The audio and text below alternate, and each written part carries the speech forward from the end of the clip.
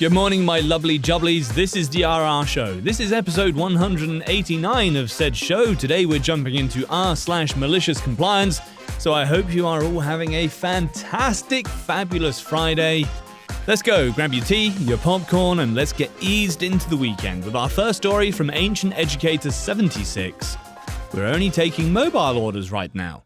Okay, cool. I have taken on many assignments recently. Let's call the most recent a driver for Food Dude, where I deliver food to people who order. I picked up 3 orders, and towards the end of picking up the 3rd order in a short period of time late at night, I had decided that smelling all the fast food got me hungry for a bite. I decided that upon picking up the last one, over an hour before closing, I wouldn't waste my time ordering my food while picking up my last mobile. Hot food matters. Plus, I know how this is from my drive-thru experience. And decided I'd come back and order my own after I deliver.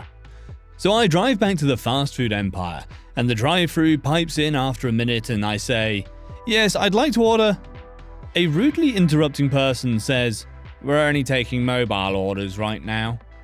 I explained to them that I was just here 10 minutes ago and would have ordered if I had known, and I drive for Food Dude. As if this would somehow change their mind because it's mobile order adjacent or something.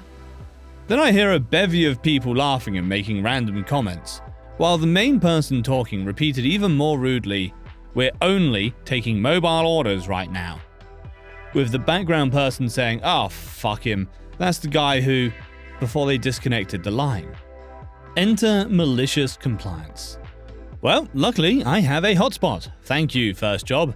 So I simply used my iPad to make an other Food Dude order through their location for quite the feast. I was only planning on getting a big nasty and some fries, but my order now consisted of coffee, a shaky shake, fries no salt, some of the most annoying things to put together for an order. I also, while waiting in the drive-thru behind another bevy of cars, managed to change my name on the other Food Dude app as Jokeson Ulysses, which I know would, if it works like the Aloha system at my company, show up in their system as Jokeson U. I managed to pick up my own order, seeing that where my address was and where I was located was the closest one. I was very thankful for this, because there had been 3 other mobile order drivers in line, any of which could have been linked with the same food delivery company. So here I go, finally inching up to the drive-thru as one of the most annoying looking people in the world. Maybe I'm biased, but this dude's trying to bring back the mushroom cut. Leans out way more than needed just to happily remind me, "Dude, we're not making anything for you, it's my turn to interrupt. Oh, it's under Jokeson," which I pronounced Jokeson, like it was an actual name. I just picked up the order in line right now. So he huffs away and they take an insanely long time making it, to the point I feel bad because they didn't have me pull around while 3 other cars were behind me. I even asked, "Hey, do you want me to pull around? I'm happy to wait." They just scowled and went back to making the order. They finally hand out all the things, drinks first, and I start ripping into the items in front of them as I shift into gear. The slow realization of what just happened appeared on their faces, and I regret that I only got to see it out the corner of my eye. I mean, I'm always very nice to people anyway, but I am always very, very careful how I treat people who have unsupervised access to my food. You know what I'm saying? Our next story is again from Ancient Educator 76. Empty your pockets or I'm calling the police. Let's empty your store instead. So this just happened on my lunch break as I drove to the other side of town to cash in my scratcher. By other side of town, I mean across the invisible border that separates areas that can sell scratchers and areas that can't. Tribal grounds don't sell scratchers or lottery at convenience stores. I drove to this place because I wanted a soda and some snacks, a healthy lunch for a teacher. And usually don't go here unless I want or need the lottery. It's a cool looking little mum and pop place, but the second I stepped in, the cashier just gave me an icy stare for some reason. A little background.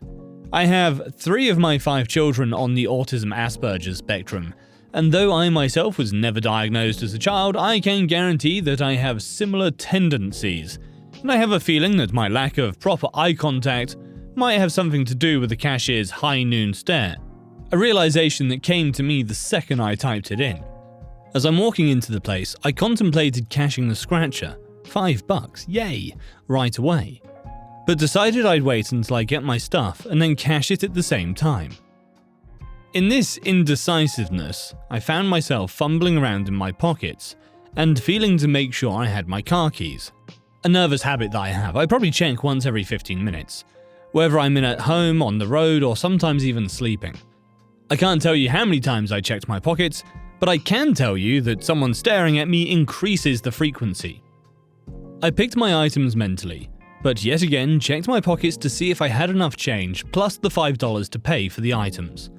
It felt like I had enough, and I want to use this as a maths problem for my students. If I had 17 coins, only dimes and quarters, and it was a total of $3.05, how many of each coin did I have? As I return even. I'm deep in thought about this problem when I hear yelling or something that sounds like blah blah blah police. Love you like a father, John Moloney. I look up and see a lady right in my face. Oh shit. I'd be horrible in a bank robbery. Presumably repeating herself saying, "Empty your pockets or I'm calling the police!" She didn't have any generalized pronunciation issues, but she for some reason super emphasized the end syllable. Just don't know how to properly depict that.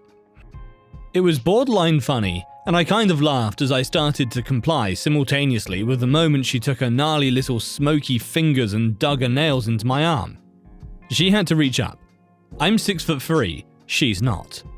I like to consider my pain threshold pretty good, but this chick was seriously hurting me, trying to drag me to someplace.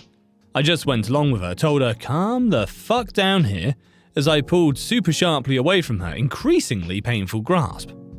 She yelled at me again to empty your pockets, and then to some empty air, call the police.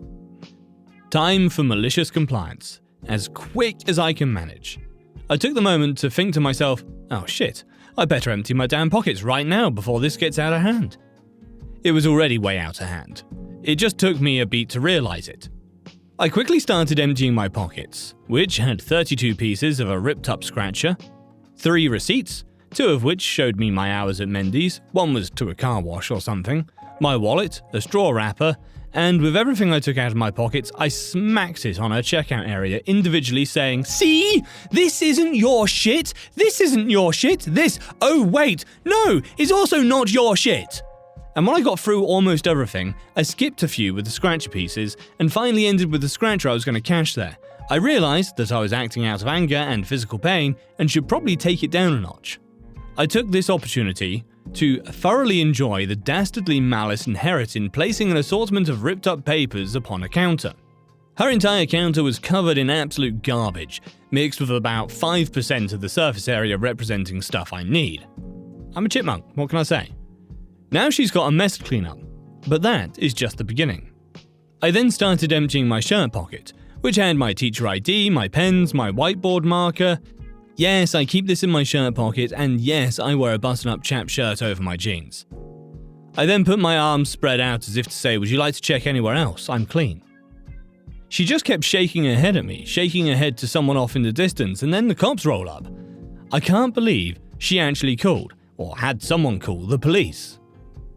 As the car pulled up, I just couldn't explain to you how glorious this was, because we, the lady and I, both had satisfying grins on our collective faces. Her because she thought I was done for, and subsequently told me, "Now we'll really search you." And me because it's none other than my school's SRO, resource officer, who just so happened to get the call somehow. I was bleeding through my shirt, and I could feel it. I don't know how this is scientifically possible, and if I read someone write this, I wouldn't believe it, but swear to God, she broke the skin through my polo shirt. What in the actual Anyway, Officer Gold walks in, and I was about to let on that I knew him by addressing him by name. Thank God I didn't, because not a good look. But he beat me to the punch by saying, "Davis, you holding up another liquor store?" with that dopey ass smile he always has.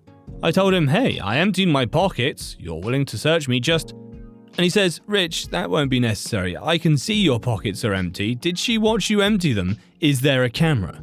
He just continued rattling off his cop spiel, the sun beaming through his glasses from the opposite side, offering a ray of hope.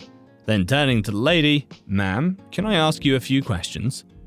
At which time he returned to me, about to tell me something, when he sees my arm and says, how the hell did that happen? I thought, yeah, you might want to check the camera on that one too, but just looked directly at the lady and indicated the answer we both already knew. He then turned the lady and told her to follow him, had her perp walk to the outside of the store, when immediately a kid came running out to her defense with a steady stream of energy drinks clumsily clunking behind, and Gold turned towards him, had him sit down next to his mum on the curb outside. By this time, a second police car had arrived at the scene. I had an exchange with Officer Gold, and Gold spoke with the mum while the new officer came to talk with me. She asked me the typical questions like when I got there, whether I'd been there earlier in the day, I hadn't, if I knew her or the son before today, etc. I guess, thinking about it, it wasn't exactly a streamlined series of questions, but whatever. The truth is like a priceless gem surrounded by muddy bullshit. For those wanting another example, truth floats in a sea of lies. She asked me if I wanted to press charges against Rosie the Riveter. Seriously, I'm still throbbing right now from this woman's G.I. Joe kung fu grip. And despite the feeling of pain still throbbing through, all the while pumping my blood to my increasingly annoying headache, I simply told her, that's not necessary, so long as she knows that I'm not a thief. I wish I could have seen the face on Rosie when she realized she was the one about to go to jail instead of me. But I did get to see her sitting in the back of the squad car.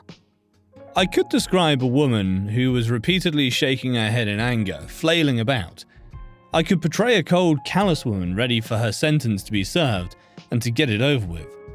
I could tell you that she was in a flood of tears flowing down as her 20-something son looked on from outside the car, barricaded by Officer Gold. But all of these depictions are painfully incorrect. It was so anticlimactic. She just sat there. No anger, no visible emotion whatsoever. She got released from her zip-tied wrists, grabbing a waiting piece of paper from Goldie, locking the store doors, and nonchalantly walking to her vehicle.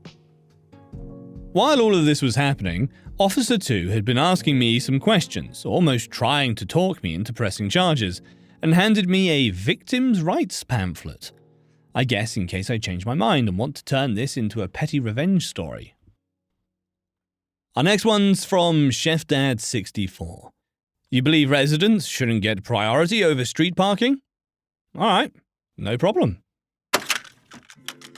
I live on a cul-de-sac where I rent a back house from my landlord.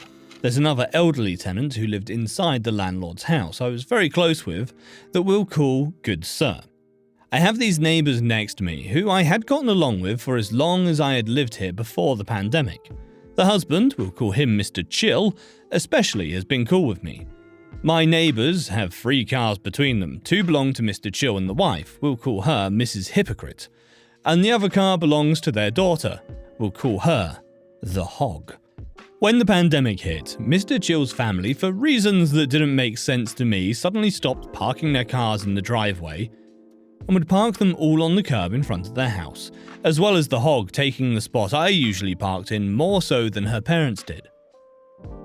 Finally, after a few months of this going on, I see the Hog outside, and I ask her if she wouldn't mind sharing the spot that I used to park at with me, explaining my situation with being overworked and exhausted from my job. She gives me an annoyed look and just responds by saying, I use it. I realize I'm wasting my time and tell her never mind and go inside.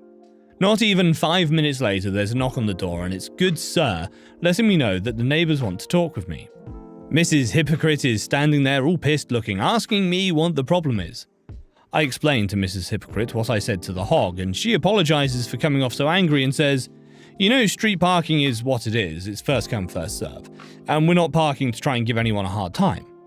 The conversation goes nowhere, but we end it peacefully. About a week later, I'm parking in my spot for a change, and my girlfriend comes over to visit without a child. It's summertime, and it's hot. Towards the evening, I get a knock on the door, and it's good sir. He says the neighbours want to talk, and I see Mr. Chill standing right there, and he just asks if my girlfriend can move her car because she's got a bunch of curb behind her car, but not enough for another car to fit.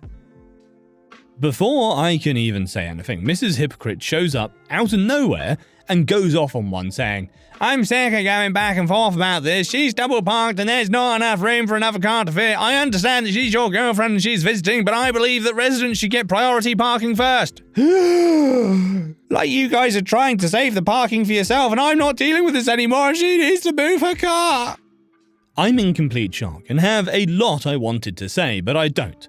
And I just go inside to ask my girlfriend to move. She thinks they're hypocrites and moves just because she feels like that's all they have to feel proud of in their lives. The only reason I gave in to them is just so my landlord doesn't get involved and risk it turning into them not wanting to renew my lease with me, otherwise I would have said something. Funny enough, even though they got pissed at my girlfriend double parking, the hog is the queen of doing that on our cul-de-sac, without Mrs. Hypocrite telling her anything. Last year in November, good sir wasn't doing too well and went into hospice care, eventually passing away, unfortunately. He gave me his car as a gift and a thank you for being family to him. I now had 2 cars, 2 spots, and an idea. Enter, somewhat petty, malicious compliance.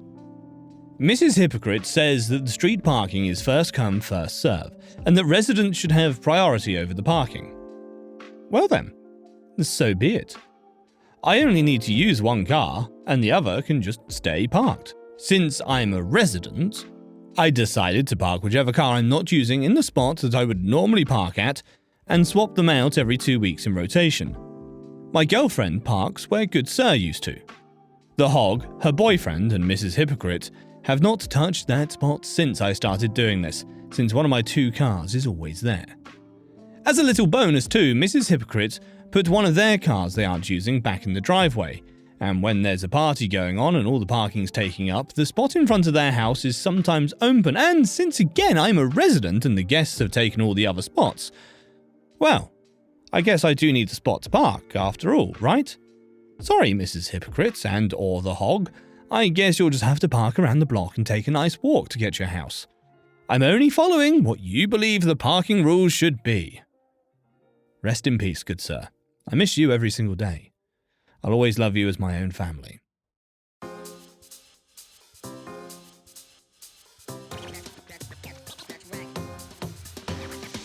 And that is it for this episode, ladies and gentlemen. I can't wait to see you in the next one.